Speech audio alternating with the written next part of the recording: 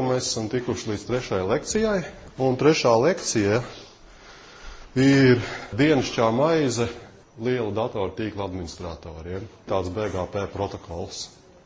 Nosaukums jums noteikti ir jāatcerās, lai tad, ja jums nāk dzīvē priekšā ar viņu sadurties, lai jūs zinātu, kur meklēt, kur zināšanas atsvaidzināt, pa ko iet runa. BGP kā vārds, kā nosaukums jums noteikti ir jāatcerās.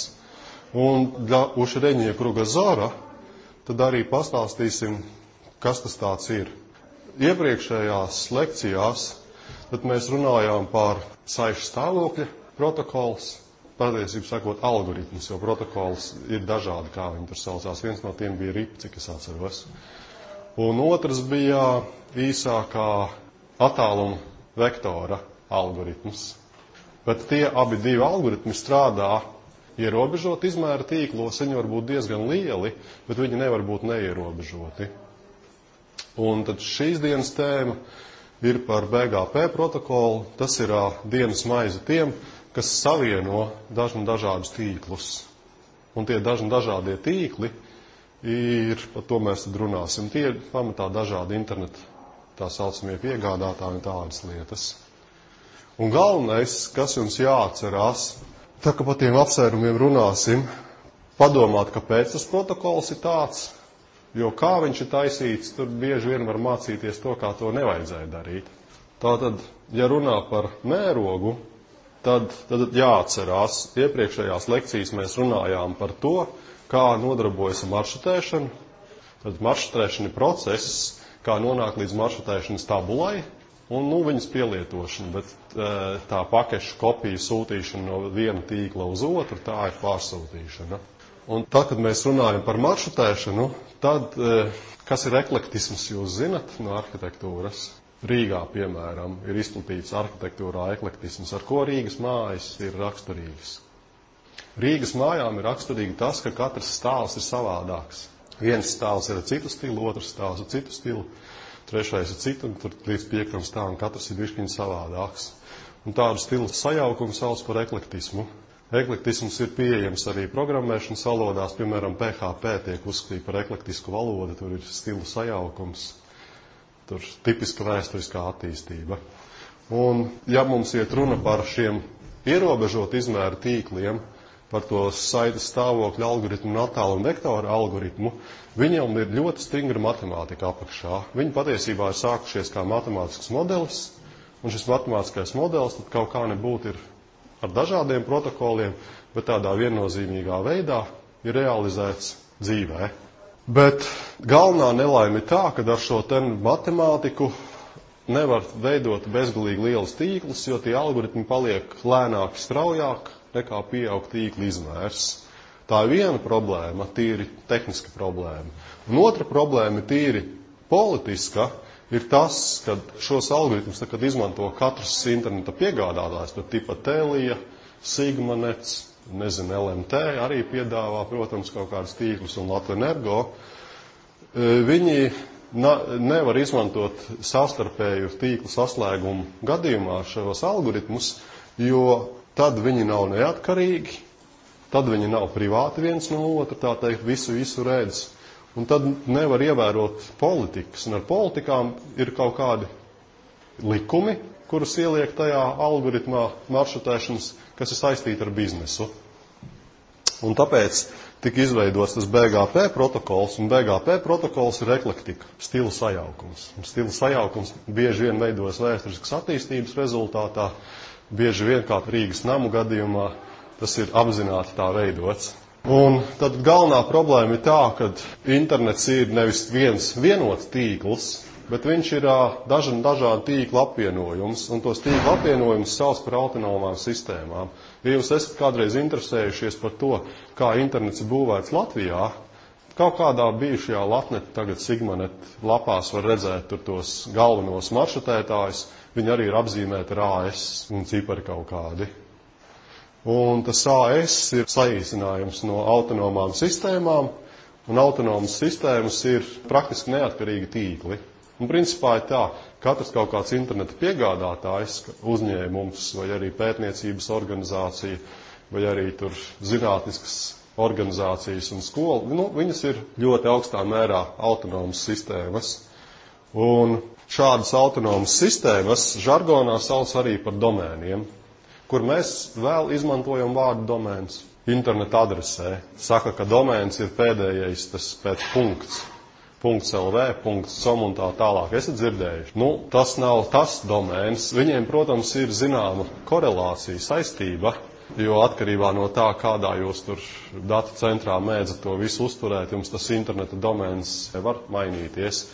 Bet principā šajā tīkla kontekstā pa domēniem sauc tos neatkarīgos tīklus. Un tāpēc arī ir tāds termins ieviesies, ka tā ir starp domēnu maršrutēšana. Un tad starp domēnu maršrutēšana tā ir algoritmi un politikas, kā pārsūtīt paketes no viena neatkarīga, pietiekam neatkarīga tīkla uz citu pietiekam neatkarīgu tīklu. Tad mums ir bildīte, kas nav pilnībā latviskot, pareizāk sakot, latviskots tikai virsraksts. Šeit ir reālā dzīves situācija, kāds izskatās mūsdienu internets. Un mūsdienu internets sastāv no tādām daudzām zīmīgām daļām. Tad pirmkārt ir vairāki lielie interneta piegādātāji, kuriem ir savstarpēji saites slēgumi, kā viņi viens ar otru var pārsūtīt datus. Tad pie tiem lielajiem internetu piegādātājiem ir kaut kādi mazāki internetu piegādātāji, tad viņi ir tā kā klienti tiem lielajiem, bet viņi ir kā piegādātāji tiem mazajiem. Un tad ir kaut kādi tīkla gala pieslēgumi, konkrētas organizācijas, uzņēmumi, kaut kas tāds. Un daži no internetu piegādātājiem piedāvā vēl dažādas fiziskā tīkla tehnoloģijas savādākas, piemēram, iezvanu pieeju vai arī kā Latvijas DSL pieeju. Nav tā, ka visi tādus tīklus piedāvā. Piemēram, Sigmanets kādreiz piedāvā iezvanu pieeju dažiem saviem klientiem, bet DSL pieslēgumu, man liekas, viņš nepiedāvā.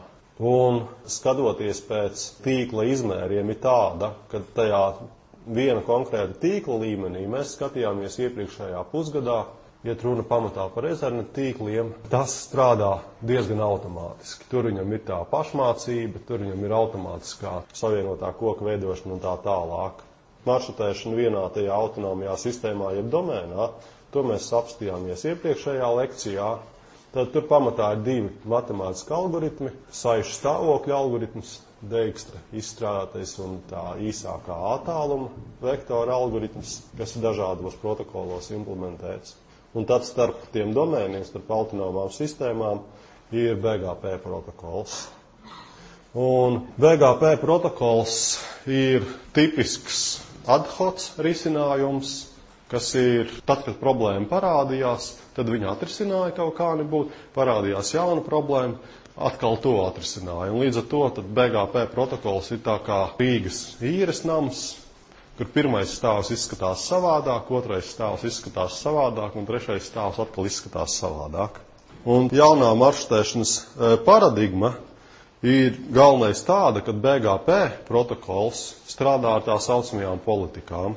BGP protokolam tad tajā eklektikā, tajā apvienojumā un savienojumā ir vēl dažādi apakšgadījumi, internetu standarti, kas apraksta dažādas konkrētas gadījumus. Ja jūs pameklējat, piemēram, ierakstu Wikipēdija BGP, tad jūs redzēsiet, ka tas BGP protokols ir aprakstīts daudzos internetu standartos. Tur tie RFC requests for comments, kur apraksta vienu konkrētu kaut kādu gadījumu un apakšklasi otru konkrētu gadījumu un apakšklasi. Un tāpēc tas BGP protokols patiesībā ir vesela protokola klase, kategorija, sauciet kā gribat, apvienojums, kur ir dažādi dzīves gadījumi. Un, ja skatās viņiem precīzāk, tad ir divas lietas. Tas BGP, gan kā klase, gan kā konkrēta implementācija, visbiežāk iet runa par tādu protokolu, kā sarunājās divi maršrutētāji savā starpā, kas katrs no tiem pieder savam tam domēnam, savam internetu piegādātājam. Viņi vienkārši viens otram paziņo tos maršrutēšanas apsvērumus un likumus, kā tie divi internetu piegādātāji, divi domēni savā starpā pārsūta datus. Bet tajā skaitā ar to BGP speciāliem protokolu apakštipiem sarunājās arī maršrutētāji viena tā internetu piegādātāja viena domēna ietvaros. Un tad tur ir šādi tādi speciāli.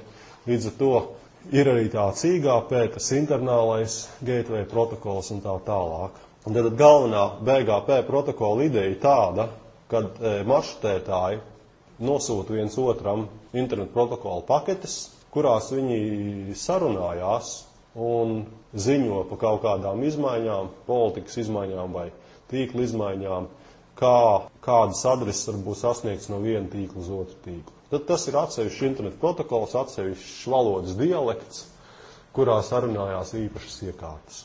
Nu, un pamatā, ko tad viņi stāsta? Viņi stāsta to, ja mērķis kaut kādam tam ārējam ir A, tad tas maršrutēšanas tabula, ko es varu piedāvāt, ir tāda. Un, ja skatāmies tad konkrēti par tiem BGP protokola variantiem, tad konkrēti runājot par tiem standartiem, kas apraksta, kā sarunājās divi maršrutētāji uz to interneta domēnu robežām, kad sarunājās divi kaut kādi tīklu piedāvātāji, tad to precīzāk var saukt par e-BGP. Un savukārt citi standarti un protokoli, kā viena tā domēna ietvaros, viņi sarunājas. Un atkal, lai arī tas ir domēna ietvaros, neiet runa par to Dijkstras un Bellmana Forda algoritmu, neiet runa par saišu stāvokļa algoritmu vai attālu un vektoru algoritmu. Viņi tik un tā domēna ietvaros runā BGP valodā. Tad tur ir atsevišķi likumi IGP, Internal Gateway Protocol, kā viena domēna ietvaros viņi sarunājas. Ja mēs runājam par BGP tādā plašā valodā, tad iet runa par visu šito te, un standarti, kad konkrēti kādā veidā tas ir realizēts, konkrēti kādā veidā tie maršrutētāji sarunājās, ir vismaz 15. Un, protams, daži maršrutētāji gandrīz visus standartus ievēro, daži tikai dažus, kārtējo reizi, kā iet runa par daudzām valodām. Daži cilvēki zina vairāk valodas, daži cilvēki zina mazāk valodas. Un tas sajaukums, kā tas notiek, ir diezgan.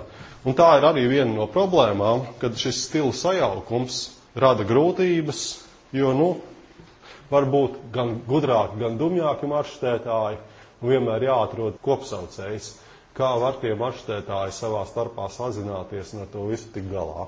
Un BGP princips ir apmēram tāds, ka viņš sastāv no paziņojumiem, announcements, un var būt arī tā, ka kāds kaut ko pieprasa un viņam atbild. Tad ir divi veidi saziņa. Vai kāds vienkārši saviem kaimiņiem par kaut ko paziņo, pat ja viņam tas netiek prasīts, vai arī viņš atbild uz kādu konkrētu jautājumu.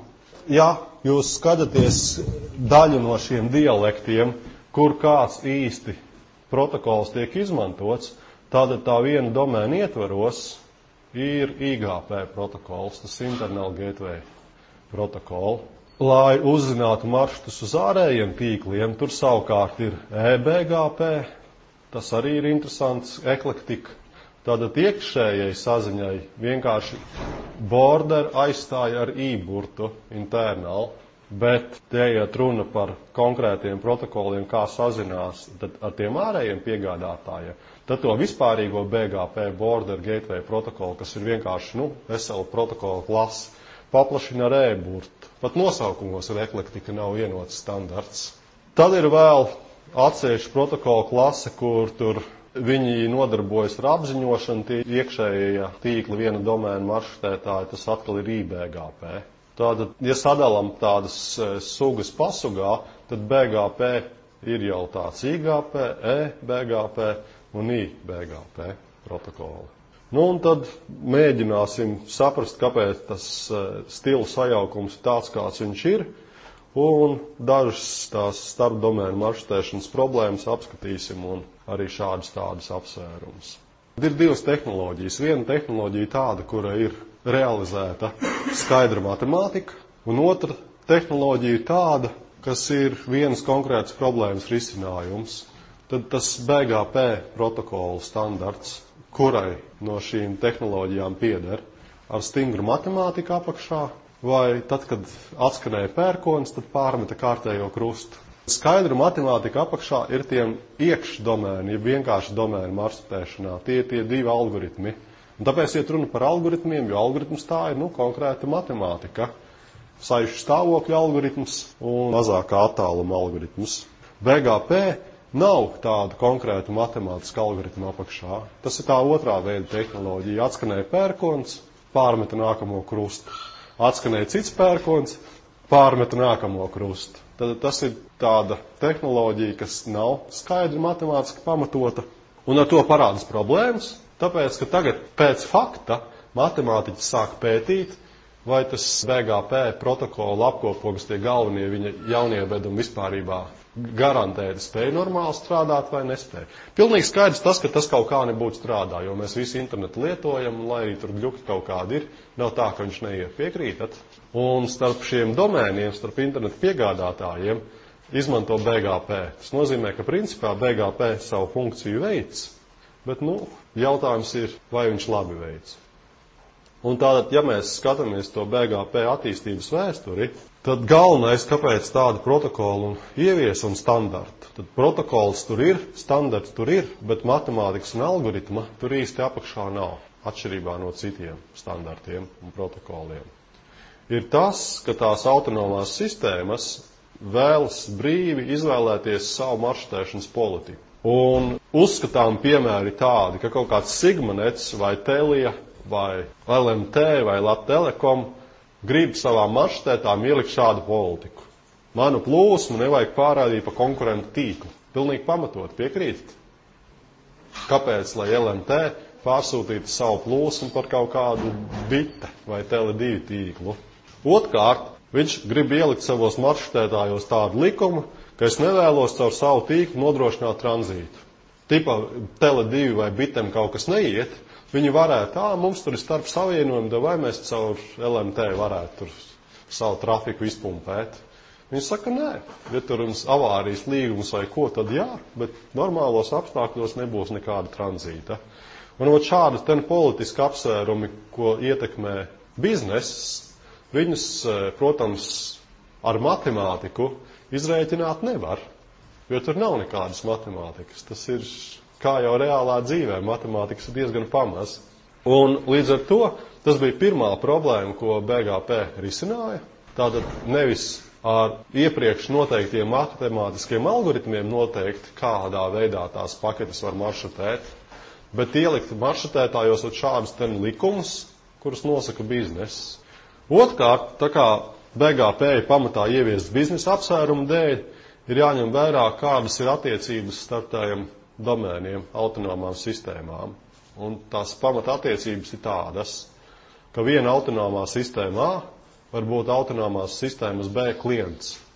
Un kas ir klients, jums ir apmēram skaidrs. Gala lietotājs, ja viņš uztaisīs savu autonomo sistēmu, jā, bet pamatā tie ir kaut kādi uzņēmumi, kuriem savi iekšējie tīkli, tā kā Alberta koledža. Viņš ir kaut kāda internetu piegādātāja klients. Otkārt, no otras puses, tātad kaut kāda autonomā sistēma A var būt autonomās sistēmas B piegādātājs. Tad tā ir šī tīkla otra puse.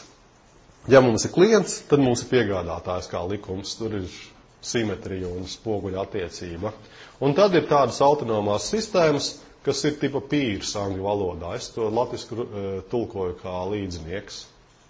Tad ir daudz līdzvērtīgi interneta piegādātāji, kas daļēji viņiem ir klientu piegādātāja attiecības, daļēji viņiem ir konkurenta attiecības, bet pēc savas būtības un infrastruktūras viņi ir līdzīgi. Un biznesa sekas, protams, ir tādas, kad klients maksā piegādātājam, jūs maksājat savam internetu piegādātājam par internetu lietošanu. Savukārt līdznieki parasti viens otram nemaksā, jo tās maksas aprēķins ir diezgan sarežģīts un grūti paredzams un skaidrojams, un viņi parasti slēdz savstarpējās sadarbības līgumus. Tad jūt, kur ir atšķirība. Ja ir klients un piegādātājs, tad ir skaidrs biznesa attiecības, vai nu tur ir fiksēta samaksa mēnesī, vai nu tur ir samaksa atkarībā no data apjoma, atkarībā kāds mums ir internetu pieslēgums. Vada tīklos mūsdienās lielākoties ir tā saucamais plakanais tarifs. Viņš nemainās no data apjoma, ir tikai jums kaut kāds maksimālais ātruma ierobežojums, nozīmē, kad ja jūs maksimāli izmantojat tīkli, jūs vienkārši fiziski vairāk par kaut kādu apjomu nevarat izmantot. Mobilajos tīklos, man liekas, vēl ar vienu diezgan izplatīts maksa pār megabaitiem vai ne megabitiem. Bet savukārt tad tie uzņēmumi, kā tur LMT, Tele2, LMT, Latvtelekoms un citi, viņi tā kā ir grūti paredzēt, kādā virzienā kuras plūsmas ies, tad viņiem nav šādas maksas saņemšanas un došanas attiecības. viņi parasti slēdz savstarpējas līgumus, kur ir kaut kāds servisu līmenis garantēts. Tādēļ mēs centīsimies, lai tas būtu tā un šitā, bet tur nav tiešas naudas iesaistīšanas. Un pateicoties tam, ka tas tā notiek, tad mums, protams, internets strādā no vienas sistēmas uz otru. Un tagad pievērsiet uzmanību, tas ir interesanta lieta, politikas sekas ir tādas, kad interneta paketes pa tīklu ceļo tā, kā ceļo nauda tajās savstarpējās biznesa attiecībās. Izmantojot BGP protokolu, un kamēr mums tur neieviesīsies, kad internets tiks uzskatīts kā svaigs gaiss vai nesvaigs gaiss, vienkārši par to jāmaksā dabas resursu nodoklis, bet pēc tam viņš ir bez maksas. Tad kamēr mums tāda situācija nav, tad interneta paketes pa to fizisko tīklu ceļo tā, kādas ir biznesa attiecības un kā nauda ceļo no viena tā iesaistītās personas uz citu. Tas nozīmē pat, ja fiziski tās paketes varētu ceļot arī savādāk, viņas neceļo vienkārši tāpēc, ka nav tādu biznesa attiecību. Un tad tipiskā politikas seka ir tāda, kad maršrutējot kaut kādu pakešu plūsmu, vislabāk ir izvēlēties klientus, nevis līdziniekus, jo klienti maksā, un labāk izvēlēties līdziniekus nekā piegādātājus, jo līdziniekiem parasti sadarbības līguma neko nemaksā, bet piegādātājiem savukārt man ir jāmaksā. Un tāpat tās standarta politikas sekas ir tādas, ka es nepiegādāju internetu pakešu plūsmu no viena piegādātāja uz otru piegādātāju. Un tātad tipisks piemērs lūk ir šāds. Ja te mums ir tās autonomās sistēmas, dažādi interneta mākoņi, un te ir tās fiziskās saites starp viņiem, tipa tie ir lielākas autonomās sistēmas un tie kaut kādi mazāki. Tad tās interneta paketes klejo tādā virzienā, kādā ir noslēgtas biznesa attiecības.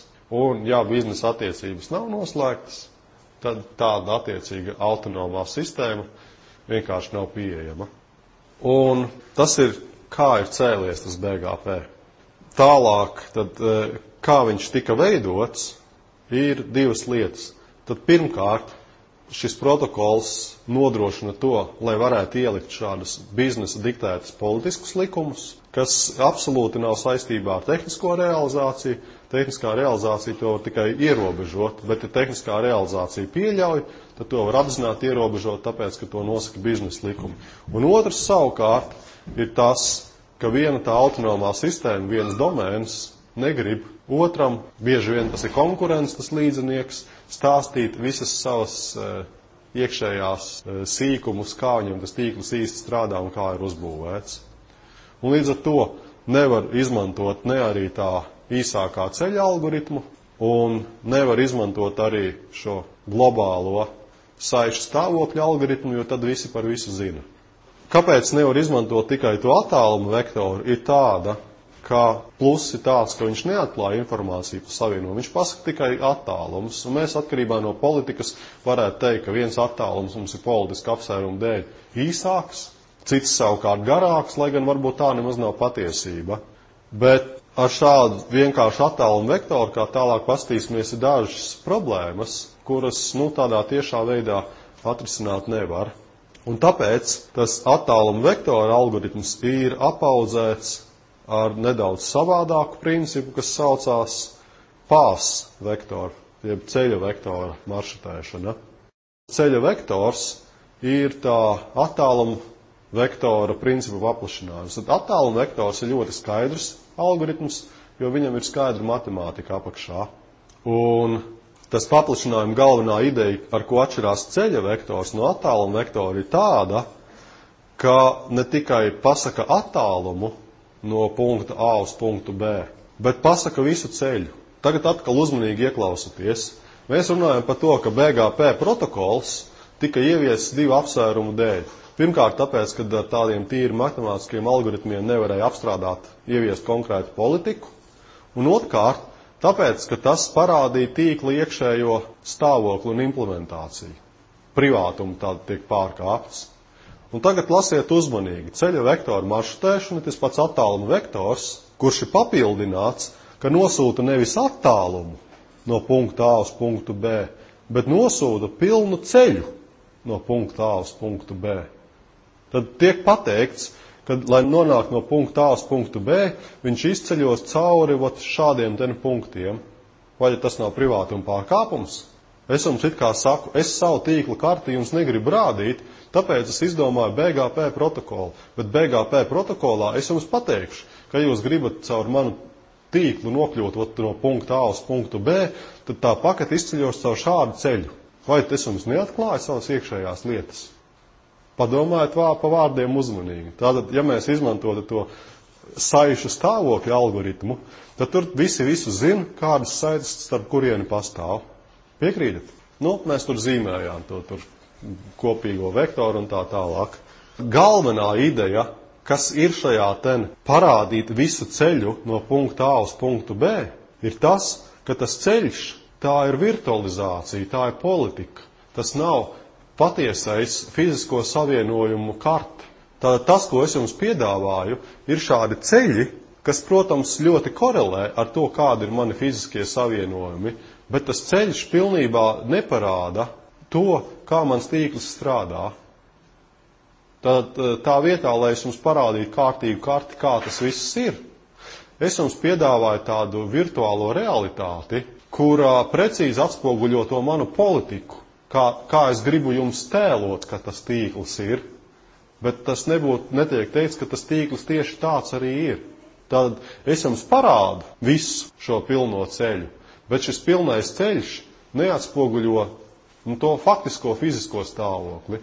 Tas atspoguļo šo pilno ceļu, kāds tas ir koriģēts ar manu politiku. Un ja es kaut ko gribu noklusēt, ja es gribu kaut ko slēpt, tad tas arī tiek slēpts. Tad tas ceļš ir sagrozīta karte, kurā tie sagrozījumi ir uztaisīti saskaņā ar manu politiku.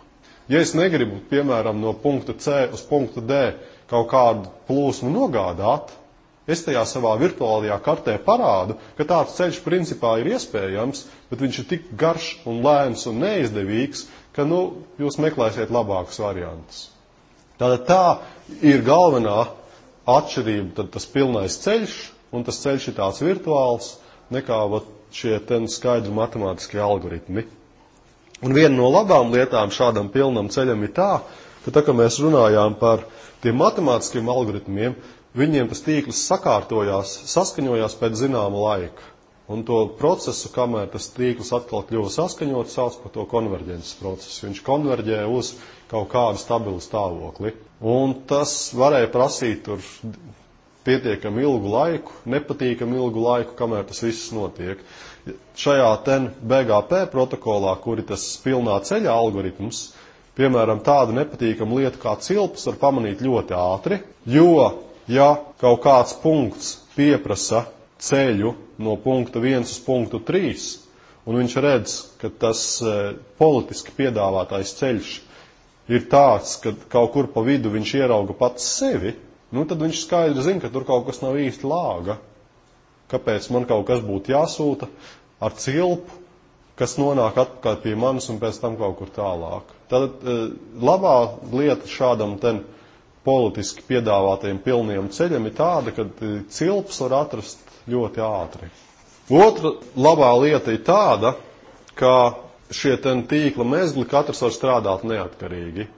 Viņiem var tiek piedāvāti dažādi ceļi, vairāk par vienu, un viņš tad var no tiem ceļiem izvēlēties sev kaut kādu izdevīgāko.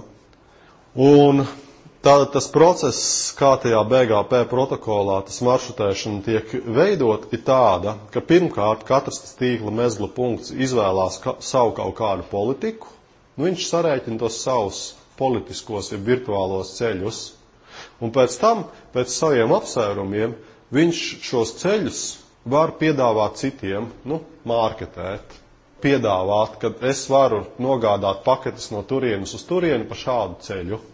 Un tas saucās, politikas eksports. Eksports Unix veidīgās pasaulē bieži vien tiek izmantots, un eksportēšana šajā gadījumā tiek uzskatīts, ka tas ir piedāvāt kaut ko citiem. Arī failu sistēmas eksportē. Eksportējot failu sistēmu Unix veidīgā sistēmā, tas nozīmē, ka jūs piedāvājat savu failu sistēmu kādam citam. Un no protokola viedokļa tas, kādu politiku tie maršrutētāji izvēlās un kādu politiku viņi eksportē, ja piedāvā citiem, var būt pilnīgi patvaļīga. Tur nav nekādu striktu algoritmu, matemātiski iepriekš noteikti, ka tas vienmēr sanāks tā. Viņus tos ceļus var modificēt tā, kā katrs vēlās. Tātad ten ir parādīts viens piemērs, kā tās politikas tiek izstrādātas. Pa priekšu kaut kādus maršrutus šie maršrutētāji saņem. Viņi katrs pats var izstrādāt savu maršrutēšanas politiku, un pēc tam viņi tālāk nosaka, kurus no maršrutiem viņi piedāvās citiem, un tādēļ eksportē šo politiku, piegādā citiem maršrutētājiem tālāk.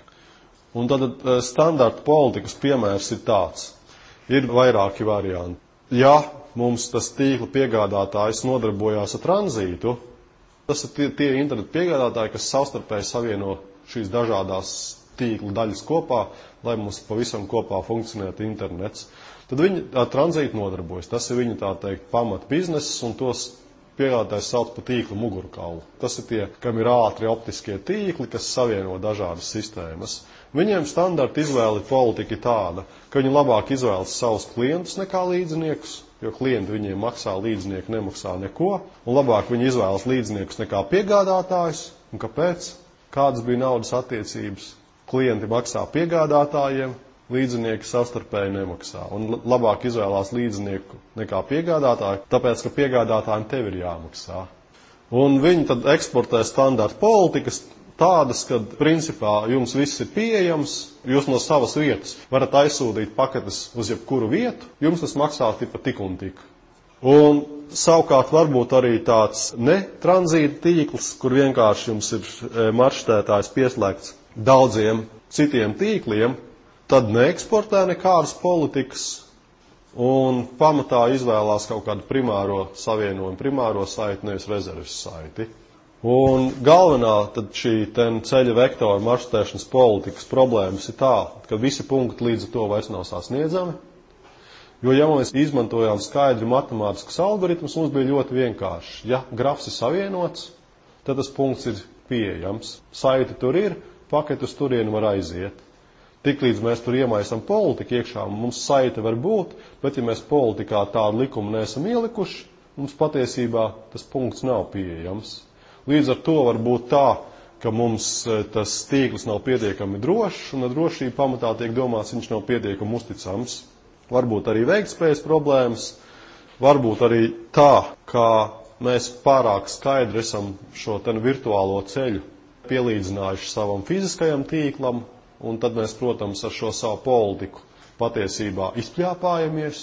Tad princips ir tāds, mēs varam taisīt savu virtuālo realitāti, kurā mēs neizpaužam savas iekšējās virtuves, bet ja mēs neesam pie tā kā nākas padomājuši, mēs vienkārši varam izpļāpāties, jo dabīgā veidā, protams, ir viegli pateikt, ka tas ceļš ir tieši tāds, kā viņš arī fiziski būvēts, nevis kaut kas tur samuhļīts.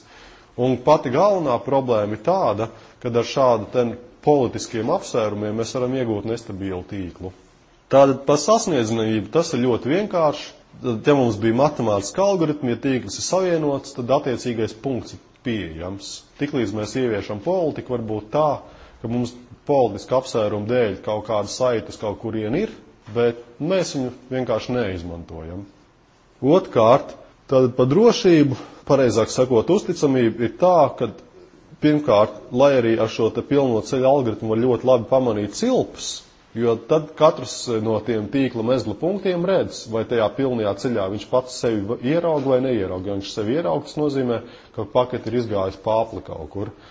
Bet ir grūti pamanīt tādu lietu kā melno caurumu. Nu, un es ceru, jūs no fizikas apmēram zinat. Tad internetu pakešu melnais caurums ir tāds, ka internetu paketes uz viņu nonāk, bet no viņa ārā vairs neiziet.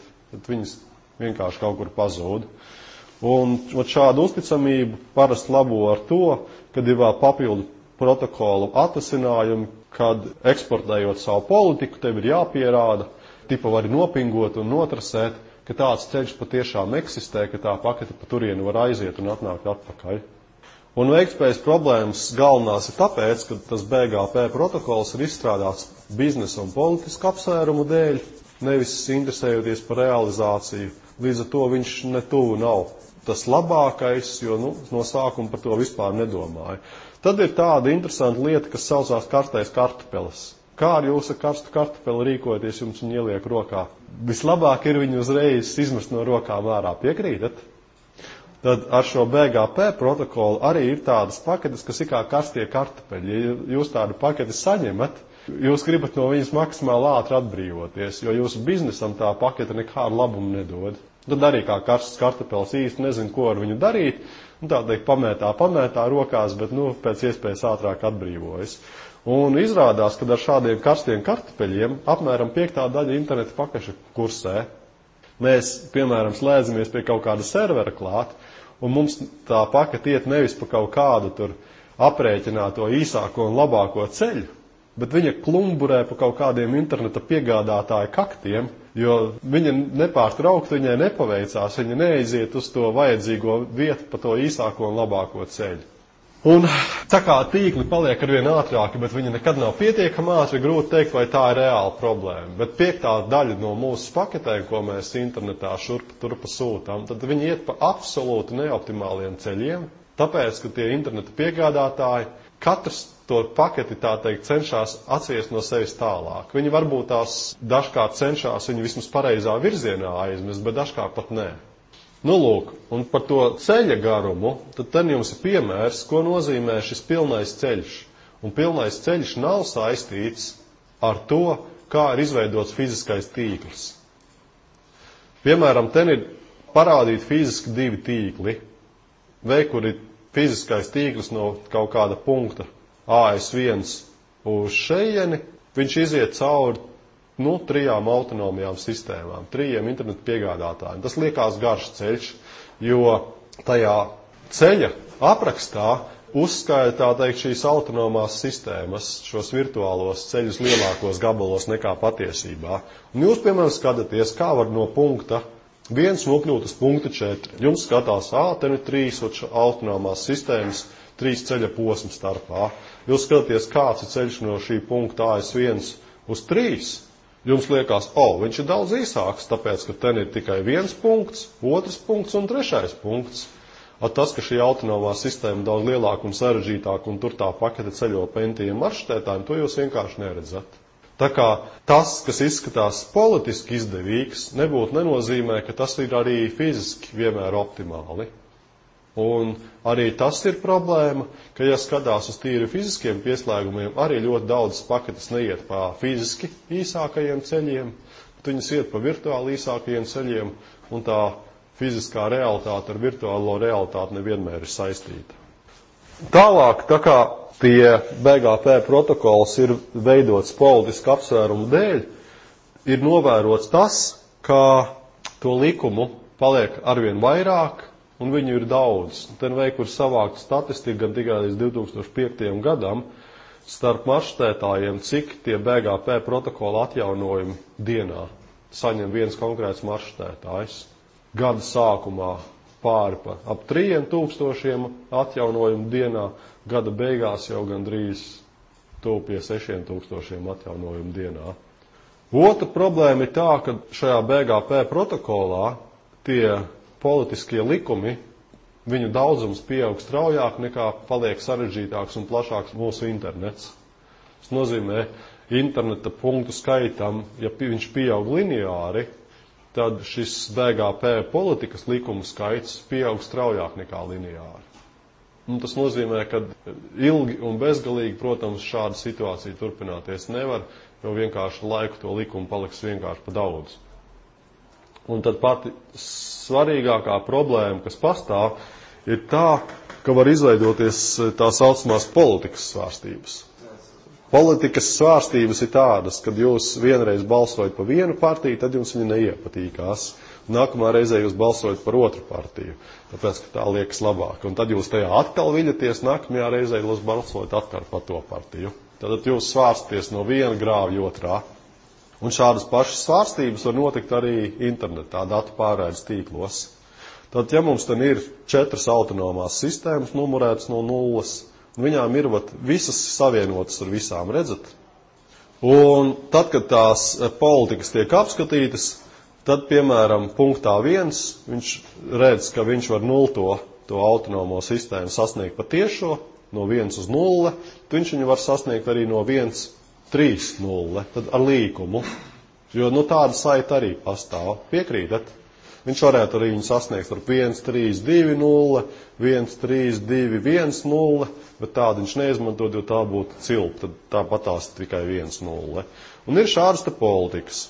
Un mums kāda no šīm autonomām sistēmām, punktā 1, kaut kādu politisku apsvērumu dēļ var izvēlēties, ka sasniedz šo te autonomo sistēmu nevis pa tiešo no 1, 0, bet no 1, 3, 0 ar nelielu līkumu.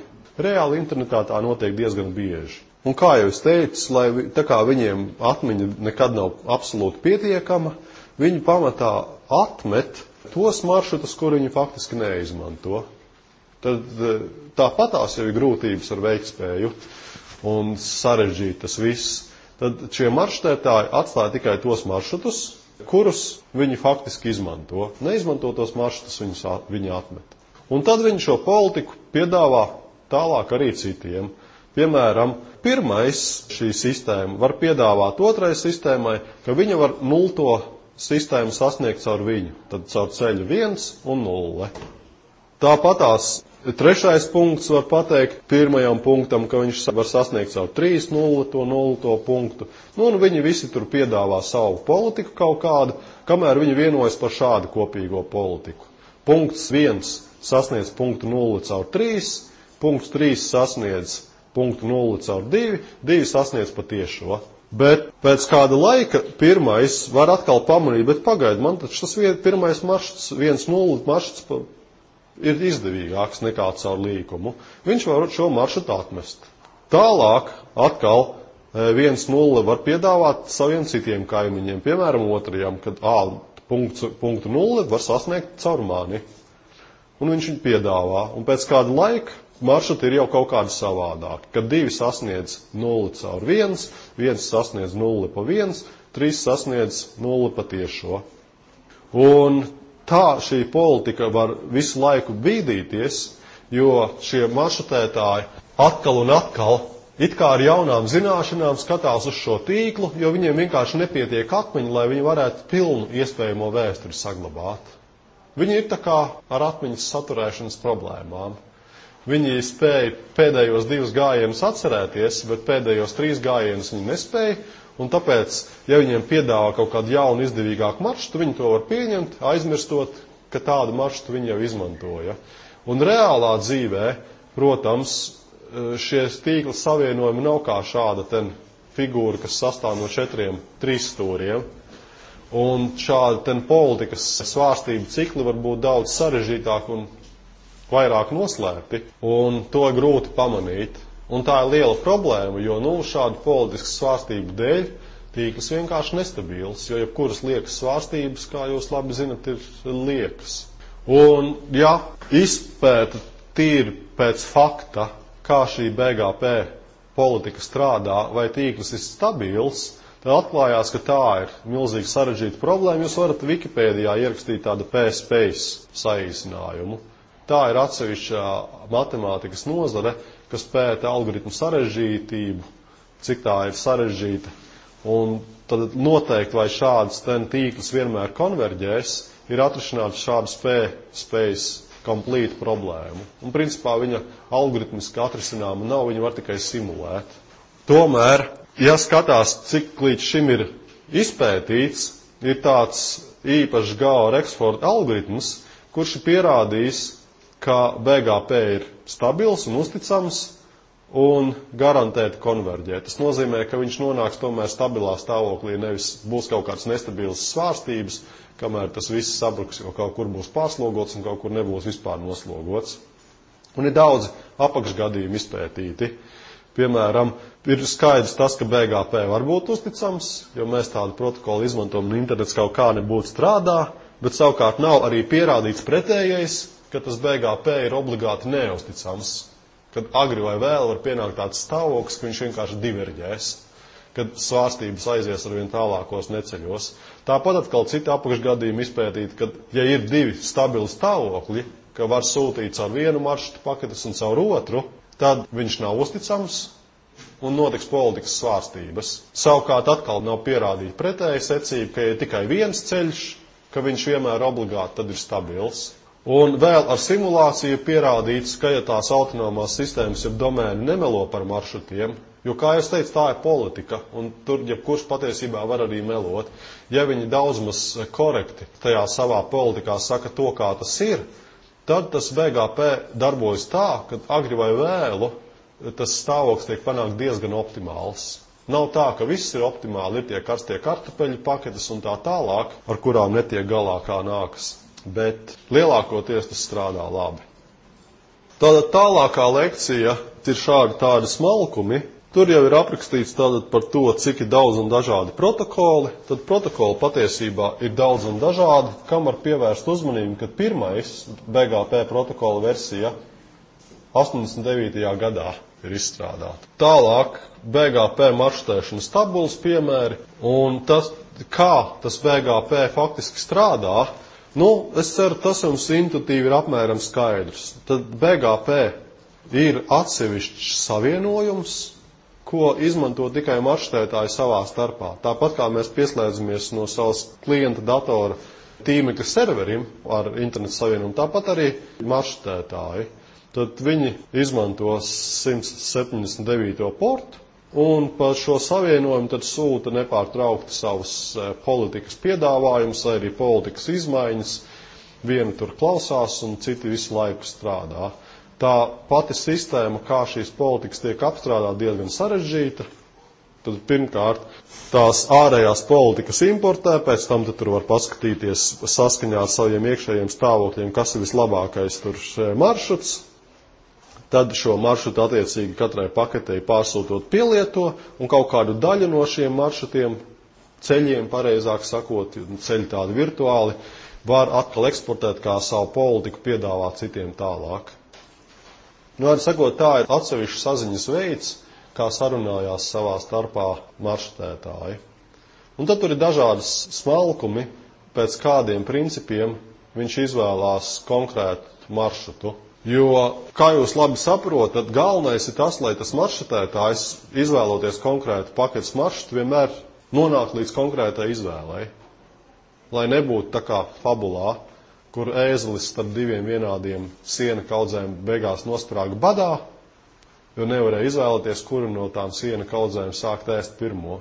Galvenā ideja tāda, ka tas maršrutētājs nevar nonākt tā tur ēzeļa statusā, ka viņam ir divas siena kaudzes, un viņš nekādīgi nevar izvēlēties, kuru kaudzi ēst. Un tāpēc ir vairāki soļi, tad pa priekšu pat galvenā ir viņa lokālā politika, pēc tam viņš meklē īsāko ceļu, un ar īsāko ceļu domāts tās autonomās sistēmas, kas parasti ir arī īsākais fiziskais ceļš, bet nevienmēr, jo tā politika var melot. Tālāk viņš skatās, kas viņam to politiku ir piegādājis, vai nu tā ir iekšējā vai ārējā, vai tā ir kaut kāds fiksēts maršruts. Tad tur ir tāds parametrs med, to es vēlāk paskaidrošu. Tad tur visādi maršruti, zemākā cena. Un pašās beigās līdzīgi kā ezernetā, ja nu nekādīgi nevar izšķirties, tad pēc tam skatās nākamā maršrutētā identifikātoru, kurš mazāks izmanto to. Tad kādi tur tajā aprakstā ir atribūti? Tad pirmkārt, raugās uz to, kas ir šīs politikas piegādātājs, jeb eksportētājs. Vai to piegādā no iekšējās sistēmas kaut kādu maršrutu vai no ārējās sistēmas. Un tad ir tādi AS pāses atribūti, tātad katrs no šiem maršrutētājiem piedāvā savus tos autonomās sistēmas ceļus, kādi viņam ir iespējami. Veikt un viss tās autonomās sistēmas sanumurētas, un viņš saka, ka viņam ir ceļš tāds 1755, 1239, 7018, 88. Šitais savukārt piedāvā kaut kādus citus ceļus, atsakot, ir pateikts, no kurienes uz kurienu, pa kādām sistēmām var piekļūt. Un, ja tās sistēmas pārāk nemelo, tad arī fiziskais ceļš, protams, ir apmēram tāds. Tālāk tad ir lokālajie atribūti, kur var vienkārši sistēma administratori ielikt svara koeficientu, ka tāds ceļš ir ar augstāku prioritāti, tāds ceļš ir ar zemāku prioritāti. Par to mēs saskārāmies arī ne BGP protokolā, bet fiksētos maršrutos, arī tiem varēja norādīt šo smagumu koeficientu. Tālāk varbūt arī kaut kādas iekšējās politikas ar to BGP protokolu sarunājas maršrutētāji.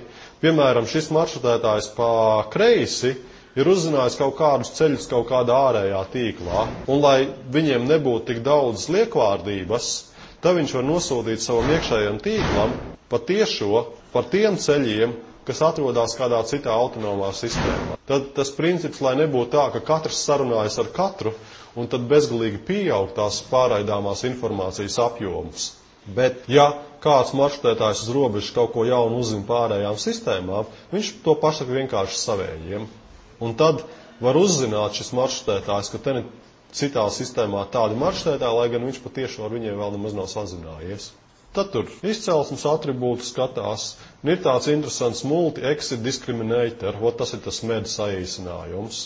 Ja ir kaut kādām autonomām sistēmām divi savienojumi, tad ar šo multi-exit discriminator, tad dažādu izeju pasliktinātājs, kas diskriminē, var izvēlēties dažādas izejas atkarībā no tā, cik tālu no šī AS2 iekšienes ir tā ārējā saite. Ja kaut kādi tie maršrutētāji tuvāk šai saitei, tad viņi, protams, labāk izvēlās to, jo tad tas diskriminators ir mazāks, jo vairāk iet uz otru to tīkla pusi, viņi labāk izvēlas otru saiti, jo tad šis ceļš ir tuvāks. Tad tālāk ir tas cenas atribūts, kas ir apmēram līdzīgs tam attālu vektora algoritmam, un pamatā izvēlās īsāko ceļu. Izņēmums ir šie karstie kartupeļi paketes, kuras nav izdevīgi maršrutēt kaut kādu biznesa apsvērumu dēļ, un tad viņas vienkārši izsūta ārā no sava tīkla pēc iespējas ātrāk, lai viņš netiek noslogots. Un tad beigās nav cita apsvērumu mazāko maršrutētāju identifikātoru. Tas BGP protokols tiek izmantots starp dažādiem domēniem, un IGP ir savukārt, kā attiecīgus ceļus nosaka maršrutētāju vienu domēnu iekšienē. Un tad beidzot par BGP, kas ir jāuzsver, ne visiem maršrutētājiem BGP protokols ir vajadzīgs. Ir ļoti daudz maršrutētāju, kas pārstāv tā saucamās terminālās stacijas. Un kas bija terminālā stacija? Viņa bija tīkla galapunkts, viņam ar to kopējo internetu mākoni bija tikai viens pieslēgums, viens turp un atpakaļ maršruts. Un vai šādiem terminālām stacijām ir vajadzīgs tāds BGP protokols? Viņam ir kaut kāda izvēle, viņam kaut kas jāsazinās, viņam tikai viens maršruts. Mums šeit ir kaut kāda terminālā stacija, tad ir pārējais internets. Viss, ko viņš dara, viņam ir defaultais gateways. Viss, kas nav viņa lokālajā tīklā, viņa iekšienē, viņam jāsūta uz noklusēto vārteju, un tad tur tālāk viņi izlems, kā tas viss sazarosies. Tātad jums ir jāatcerās sekojošas lietas. Ja tā jums ir termināla stacija, tad jums ir pieslēgums ar mākoni tikai ar vienu saiti. Iespējams, ka pat ar divām saitēm, jo viņas ir pārpalicīgas, tā teikt, rezerves saites. Bet, ja jūs pēc principa esat gala stacija, tas jūsu tīkls, jums BGP protokols nav vajadzīgs, jo jums nav nekādas īpašās izvēles. Viss, kā jūs sūtat uz internetu, ir caur šo noklusēto vārteju. Viss cauri. Un tādu, protams, ļoti daudz maršrutētāju. Tad ar šo BGP protokolu nodarbojas tikai tie, kam ir izvēle, kas var pielietot politiku, jo viņiem to tīklu pieslēgumu pietiekami daudz. Un līdz ar to reāli to nodarbojās tie lielie internetā iesaistītie, kam ir daudz un dažādi pieslēgumi. Ja jums ir vienkārši gala stacija, tad jums ļoti vienkārši. Jūs visu sūtat caur savu noklusēto vārteju. Ja jums ir divi pieslēgumi, bet tik un tā gala stacija, tad jums vienkārši ir slodzes izlīdzināšana, ko jūs varat ar savādākiem apsvērumiem taisīt, nevis ar BGP protokolu. Tātad visur tur, kur tā izvēle nav atkarīga no politikas, tur nav vajadzīgs BGP. Un tad apkopojot par to, ko mēs šodien mācījāmies, tad pilnīgi obligāti jums jāatcerās BGP, ka par to jums vispār runa ir bijusi, un jāatcerās, ka viņš savieno dažādus neatkarīgus tīklus, autonomās sistēmas vai domēnus, un parasti šīs autonomās sistēmas domēni ir dažādām uzņēmumiem vai organizācijām. Tur ir dažādas maršrutēšanas problēmas, ko daudz maz sakarīgi var risināt ar šo ceļa vektoru algoritmu, un šajā gadījumā tas ceļš, tas neatspoguļo jūsu fizisko tīklu saslēgumu. Tas ir tās politiskais ceļš, kur jūs varat rādīt saskaņā ar saviem politiskiem apsvērumiem. Un, ja tajā visā iedziļinās, tad tur ir neskaitāmi daudz detaļu, jo standarta vien ir apmēram 15, kas to BGP protokolu apraksta. Ja jums nākas strādāt lielā interneta piegādātājā, tad pilnīgi skaidrs, ka jūs tajā pamazām arvien vairāk iedziļināsieties, jūs sāksiet ar tiem protokoliem, jūsu vajadzībām un tā tālāk, kamēr to visu izpētīsiet.